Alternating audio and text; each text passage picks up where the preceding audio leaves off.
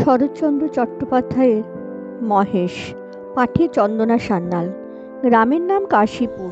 গ্রাম ছোট, জমিদার আরও ছোট, তবু দাপুটে তার প্রজারা টু শব্দটি করিতে পারে না, এমনই প্রতাপ।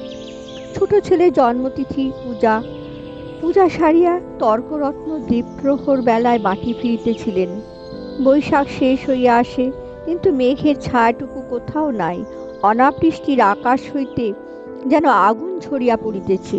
সম্মুখের দিগন্তজোড়া মাঠখানা জ্বলিয়া পুড়িয়া ফুটিফাটা হইয়া আছে, আর সেই লক্ষ্য ফাটল দিয়া ধরিত্রীর বুকের রক্ত নিরন্তর ধোঁয়া হইয়া উড়িয়া যাইতেছে। অগ্নিশিখার মতো তাহাদের সর্পিল ঊর্ধ্বগতির প্রতি চাহিয়া থাকিলে মাথা ঝিমঝিম করে, যেন নেশা লাগে। ইহারই সীমানায় পথের ধারে গফুরজোলার বাড়ি। তাহার মাটির প্রাচীর গড়িয়া পড়িয়া গিয়া প্রাঙ্গণ আসিয়া পথে মিশিয়াছে, এবং অন্তঃপুরের লজ্জা সম্ভ্রম পথিকের করুণায় আত্মসমর্পণ করিয়া নিশ্চিন্ত হইয়াছে। পথের ধারে একটা পিটালি গাছের ছায়ায় দাঁড়াইয়া তর্করত্ন উচ্চ কণ্ঠে হাঁক দিলেন, ওরে ও গফরা, বলি ঘরে আছিস? তাহার বছর দশেকের মেয়ে দূরে দাঁড়াইয়া সাড়া দিল, কেন বাবাকে? বাবার চেয়ে জ্বর। জ্বর? ডেকে দিয়ে হারামজাদাকে। পাষণ্ড মেচ্ছ। হাঁক ডাকে গফুর মিয়া ঘর হইতে বাহির হইয়া জ্বরে কাঁপিতে কাঁপিতে কাছে আসিয়া দাঁড়াইল। ভাঙা প্রাচীরের গা ঘেঁষিয়া একটা পুরাতন বাবলা গাছ, তাহার ডালে বাঁধা একটা ষাঁড়। তর্করত্ন দেখাইয়া কহিলেন, ওটা হচ্ছে কি শুনি? এ হিঁদুর্গা ব্রাহ্মণ জমিদার, সে খেয়াল আছে? তার মুখখানা রাগে ও রৌদ্রের ঝাঁঝে রক্তবর্ণ, সুতরাং সে মুখ দিয়া তপ্ত খড় বাক্যে বাহির হইবে। কিন্তু হেতুটা বুঝিতে না পারিয়া গফুর শুধু চাহিয়া রহিল।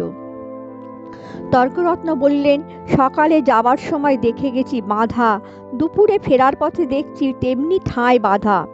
গোহত্যা হলে যে কর্তা তোকে জ্যান্ত কবর দেবে, সে যে বামুন নয়, সে বামুন নয়।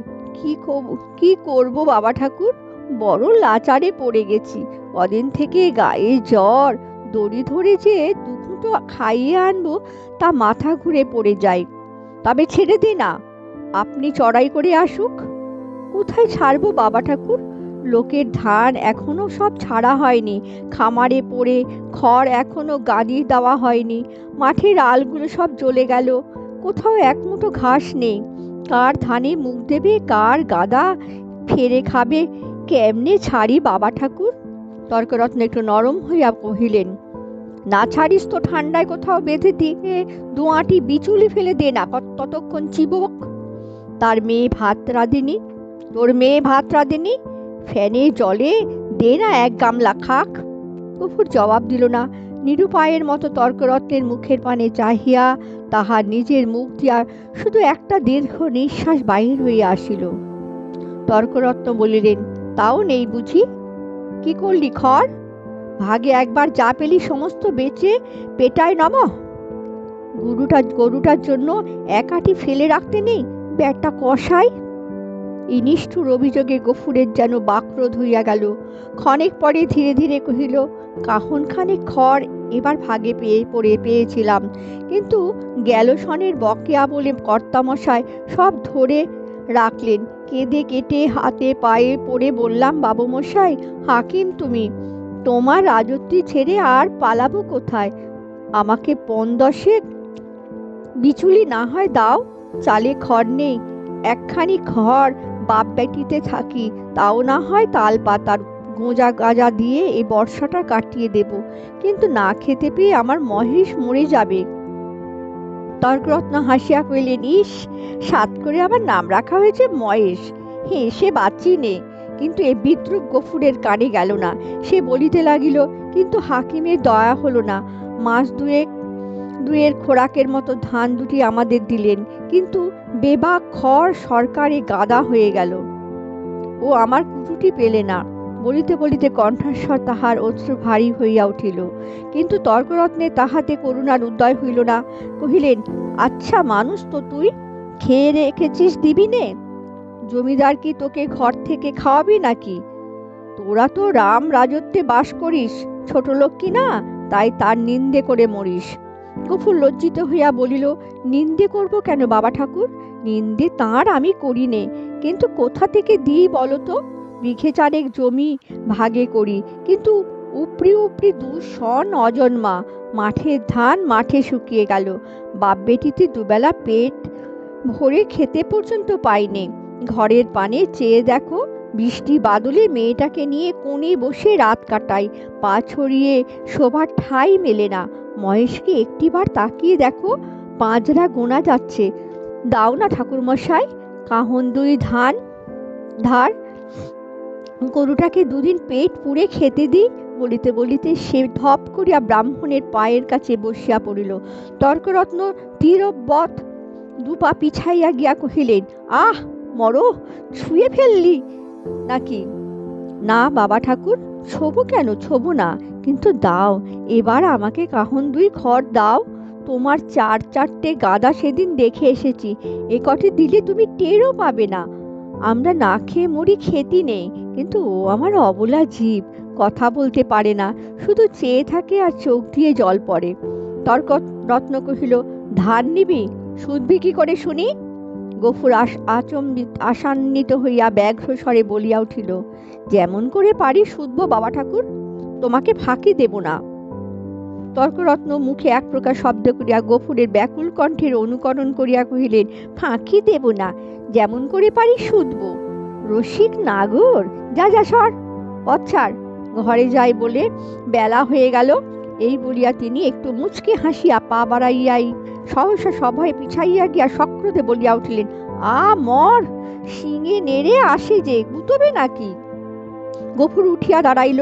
ঠাকুরের হাতে ফলমূল ও ভিজা চালের পুটুলি ছিল, সেটি দেখাইয়া কহিল, গন্ধ পেয়েছে, এক মুঠো খেতে চায়। খেতে চায় তা বটে, যেমন চাষা তার তেমনি বলদ, খড় জোটে না, চালকলা খাওয়াই চাই। নে নে, পথ থেকে সরিয়ে বাঁধ, যে শিং কোন দিন দেখবি কাকে খুন করবে। এই বলিয়া তর্করত্ন পাশ কাটাইয়া হন হন করিয়া চলিয়া গেলেন। গফুর সেদিক হইতে দৃষ্টি ফিরাইয়া ক্ষণকাল স্তব্ধ হইয়া মহেশের মুখের দিকে চাহিয়া রহিল। তাহার নিবিড় গভীর কালো চোখ দুটি বেদনা ও ক্ষুধায় ভরা। কহিল, তোকে দিলে না এক মুঠো? ওদের অনেক আছে, তবু দেয় না, নাতিকে। তাহার গলা বুঝিয়া আসিল, তারপর চোখ দিয়া টপ টপ করিয়া জল ঝরিতে লাগিল। কাছে আসিয়া নীরবে ধীরে ধীরে তাহার গলায়, মাথায়, পিঠে হাত বুলাইয়া দিতে দিতে চুপি চুপি বলিতে লাগিল, মহেশ, তুই আমার ছেলে, তুইকে আমি পেট পুড়ে খেতে দিতে পারি নে, কিন্তু তুই তো জানিস তোকে আমি কত ভালোবাসি। মহেশ প্রত্যুত্তরে শুধু গলা বাড়াইয়া আরামে চোখ বুজিয়া রহিল। গফুর চোখের জল গরুটার পিঠের উপর রগড়াইয়া মুছিয়া ফেলিয়া তেমনি অস্ফুষ্টে কহিতে লাগিল, জমিদার তোর মুখের খাবার কেড়ে নিলে, শ্মশান ধারে গাঁয়ের যে গোচরটুকু তাও ছিল, তাও পয়সার লোভে জমা বিলি করে দিলে।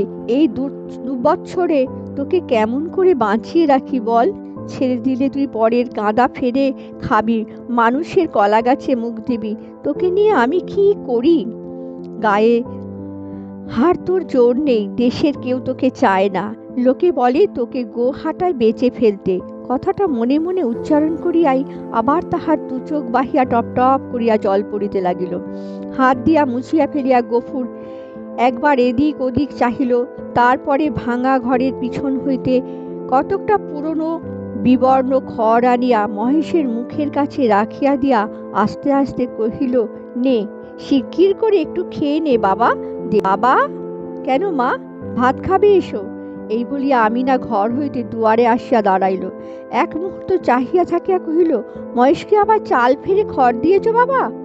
ঠিক এই ভয় সে করিতেছিল। লজ্জিত হইয়া বলিল, পুরনো পচা খড় মা, আপনিই ছড়ে যাচ্ছিল, আমি যে ভেতর থেকে শুনতে পেলাম বাবা, তুমি টেনে বার করছো।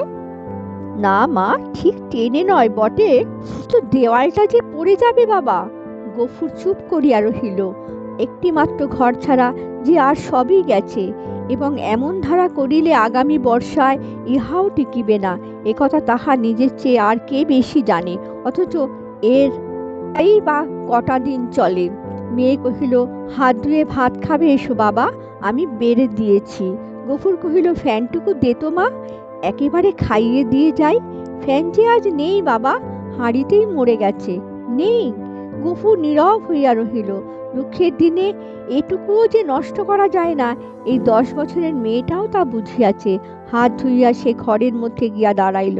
একটা পিতলের থালায় তার সাকান্ন সাজাইয়া দিয়া কন্যা নিজের জন্য একখানি মাটির সানকিতে ভাত বাড়িয়া লইয়াছে। চাহিয়া চাহিয়া গফুর আস্তে আস্তে কহিল, আমি না, আমার গায়ে যে আবার শীত করে মা, জ্বর গায়ে খাওয়া কি ভালো? আমি না উদ্বিগ্ন মুখে কহিল, কিন্তু তখন যে বললে বড় খিদে পেয়েছে। তখন তখন হয়তো জ্বর ছিল না মা। তাহলে তুলে রেখে দি, সাঁঝের বেলা খেও। গফুর মাথা নাড়িয়া বলিল, কিন্তু ঠান্ডা ভাত খেলে যে অসুখ বাড়বে। আমি না কহিল, তবে?